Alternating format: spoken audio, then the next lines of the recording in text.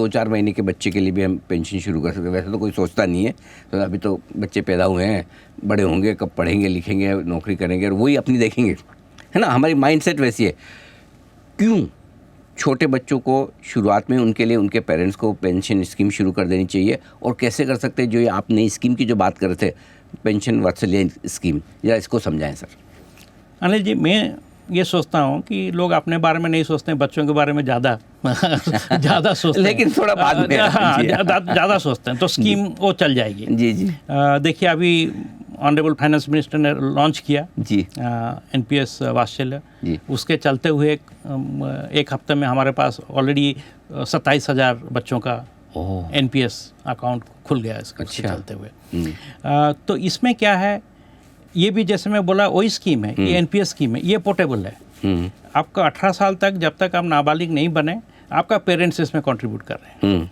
आपको कोई कुछ गिफ्ट दे रहा है थोड़ा पैसा, उसमें डाल दीजिए, चलता रहेगा। अच्छा। सो 18 साल के बाद ये नॉर्मल एनपीएस बन जाता है। ओके। तो आप कॉलेज में हैं, उसके बाद आप एम्प्लॉयमेंट में चले गए, तो फिर जैसे मैं बोल रहा कि ये तो पोर्टेबल है। 55 साल की उम्र तक चलता रहेगा। वो तो 70 साल तक कर लीजिए, कोई दिक्कत। अभी देखिए लॉन्जिविटी भी बढ़ रही है कि जो लोग जो जी रहे हैं, ज़्यादा साल जी रहे हैं। तो उसके लिए हमने रख लिया कि 70 ईयर्स में भी कि आदमी का अकाउंट भी चालू रह सके। सो ये पोर्टेबिलिटी है, और सब फ्लेक्सिबिलिटी भी हम दे रखा, जैसे कि एनपीएस में है। अभी बच्चे हैं तो उनके लिए तो ज़्यादा इक्विटी में डाल सकते हैं, तो वो रकम जो थोड़ा बहुत रकम है वो बढ़ता रह जाएगा। और दूसरी बात है कि फाइनेंशियल अवेयरनेस भी बढ़ जाएगा, और फाइनेंशियल रिस्पॉन्सिबिलिटी भी बढ़ जाएगी बच्चों को। सो देखिए, फाइनेंशियल लिटरेसी देश में कम है। ये स्कीम चालू हो चुकी है ऑलरेडी, ये स्कीम चालू हो चुकी है। तो इसको ज्वाइन करने के लिए लोग ईएनपीएस में कर सकते हैं, डायरेक्टली जाके डिजिटली कर सकते हैं, नहीं तो अपना कोई बैंक के पास जाएंगे, वो आपका खाता खोल सकते हैं बच्चे के। तो ध्यान से समझिए इस बात को, वात्सल्य स्कीम ये शुरू हो चुकी है। इसी बजट में वित्त मंत्री जी ने इसकी घोषणा की थी। आप भी अपने बच्चों के लिए अभी से, जी हाँ अभी से, पेंशन स्कीम की शुरुआत करना चाहते हैं, वात्सल्य स्कीम में कर सकते हैं। वो जब बड़े होंगे तब होंगे, लाइफ लॉन्ग आगे 50, 60, 65, 70 साल तक चल सकती है। लेकिन अगर अभी से आप शुरुआत करेंगे तो बच्चे बड़े होकर बड़ी आपको याद रखेंगे कि हमारे पेरेंट्स ने हमारी पेंशन स्कीम बहुत जल्दी शुरू कर दी। अब एक और चीज़ पर आपसे बात करना चाहता हूँ सर, ये जो नई यूनिफाइड पेंशन स्कीम आई है, इसको ज़रा समझाएं, ये क्या है, और प्लस जो आपकी ऑलरेडी एनपीएस है, इसमें उसमें दोनों में फ़र्क क्या है? देखिए, पेंशन जो है 2 टाइप का होता है। जी जी। एक तो डिफाइंड कंट्रीब्यूशन होता है, ज़्यादातर वही डिफाइंड कंट्रीब्यूशन में चलता है। आप कुछ कंट्रीब्यूट करें, जैसे कि आप कॉर्पोरेट में हैं, आप 14% डालते हैं, आपका एम्प्लॉयर 14% डालता है, कंट्रीब्यूट करें। सो मार्केट में पूंजी निवेश होता है, उसका जैसे रिटर्न मिलता है तो आप उसी हिसाब से चलते हैं जी। तो कोई गारंटी नहीं देता है रिटर्न का। अभी जो यूनिफाइड पेंशन स्कीम है, ये सरकारी कर्मचारी के लिए, ये सेंट्रल गवर्नमेंट एम्प्लॉयज़ के लिए सरकार ने इसका घोषित किया। सो इसके चलते क्या होगा कि वो करेंगे, जब एक्यूमुलेशन फेज़ है, वो एनपीएस जैसे चल रहा है वैसे ही चलेगा स्कीम। अच्छा। कि लोग उसमें पैसा डालेंगे तो वो डिफ़ॉल्ट स्कीम में, डेट इक्विटी में पैसा लगेगा, और जब आप एग्जिट करते हैं तो उसमें गारंटी होगी। तो उनका निकलने के टाइम लास्ट 12 मंथ्स का जो एवरेज पे है, उसका 50% उनको गारंटीड पेंशन मिलेगा। अच्छा। हाँ। बेसिक पे का उसका साथ डीए भी है, डीए कंपेंसेशन, बेसिक पे प्लस डीए। सपोज मैं 60 साल में रिटायर होता हूँ, ठीक है, मैं प्राइवेट सेक्टर में ही हूँ, मैंने एनपीएस ले लिया, तो मुझे यूनिफाइड पेंशन स्कीम में जब मैं रिटायर होऊंगा तो मुझे मेरा बेसिक पे प्लस डीए का 50% गारंटीड पैसा हर महीने मिलता है। हाँ, ये सरकारी। अच्छा, सरकारी कर, हाँ, प्राइवेट के लिए सरकारी के लिए, क्योंकि इसको गारंटी सरकार दे रही है। सरकार दे रही है। सो गारंटी सरकार कैसे दे रही है कि अभी सरकार का जो कंट्रीब्यूशन है 14% है। जी जी। गवर्नमेंट एम्प्लॉय के लिए। सो सरकार ने चल के, सेंट्रल गवर्नमेंट उसको 18.5% बढ़ा। सर, ऐसी स्कीम तो थोड़ी कभी आगे चल के प्राइवेट सेक्टर वालों के लिए भी बनाइएगा, हालांकि मुश्किल आप प्राइवेट सेक्टर में हैं, आप गारंटी दे सकते हैं। आपका एम्प्लॉयर बोला मेरे को ये स्कीम चाहिए, हम इसको गारंटी देंगे, उसके लिए ज़्यादा पैसा। मगर इसमें खास बात ये है जी कि ये फंडेड स्कीम है, ये कि नहीं बजट से नहीं जा रहा है, और ये इंटरजेनरेशनल इक्विटी है, उसका कंसिडरेशन है कि जो फ्यूचर के जो लोग आएंगे उनके ऊपर बर्डन मत डालिए कि अपना पेंशन का।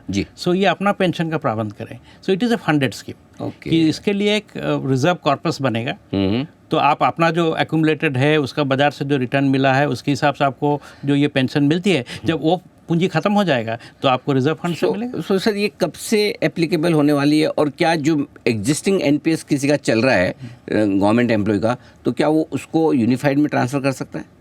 हाँ, बाकायदा कर सकते हैं जी। कि ये तो अभी नोटिफिकेशन नहीं हुआ। हाँ, अभी बाकी है। पहला जो स्टेप है कि सरकार का अनाउंसमेंट हो गया, सो नोटिफिकेशन हो जाएगा तो उसका डिटेल्स हमारे पास आ जाएंगे, और ये पीएफआरडीए ने एडमिनिस्टर करेगा। तो रेगुलेटर आप ही करेंगे? रेगुलेटर, हम इसको रेगुलेट करेंगे।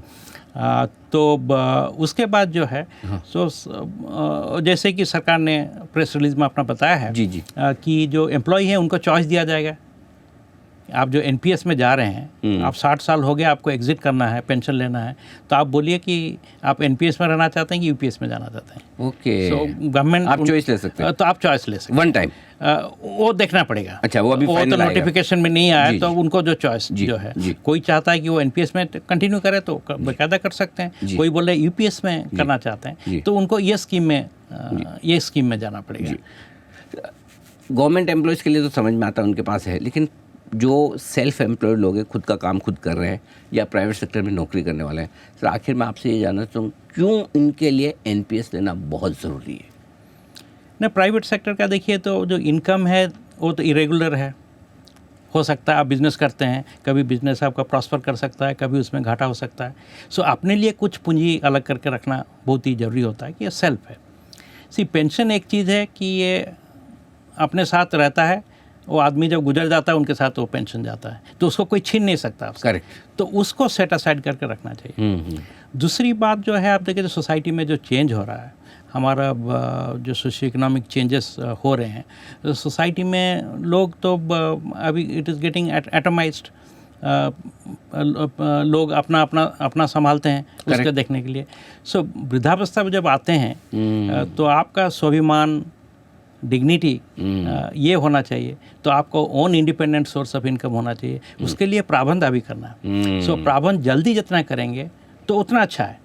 तो लोग जब सोचते हैं रिटायरमेंट को, जो मिडिल एज में आ जाते हैं जी, तब जो एक्यूमुलेशन फेज बहुत कम हो जाता है। राइट। तो जो आगे चलते हुए उनको उतना नहीं मिलता है जी, कि अपना लाइफस्टाइल मेंटेन करने के लिए।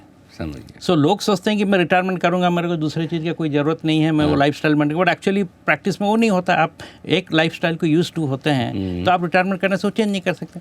फिर एडिशनल खर्चा मिल जाता है, बढ़ जाता है, कि जैसे हेल्थ केयर कॉस्ट है वो भी बढ़ जाता है, तो खर्चा तो बढ़ ही जाते हैं। तो उसको चलते हुए आप ये प्रावधान, जब आप काम काज करने के लायक है, जब नौकरी है, तब जितना आप एक्यूमुलेट करेंगे तो आपको चलते हुए आगे चलते हुए बहुत फ़ायदा मिल सकता है। तो ये बड़ी बात कही है डॉक्टर दीपक मोहंती साहब ने कि अगर आप बुजुर्ग होने के बाद या फिर रिटायरमेंट के बाद अपनी धन की व्यवस्था पूरी चाहते हैं, जिससे कि आपका तन और मन स्वस्थ रहे, तो ये बहुत ज़रूरी है कि अभी से उसे बचाना शुरू करें और पेंशन के तौर पर उसे निवेश करना शुरू करें एनपीएस में।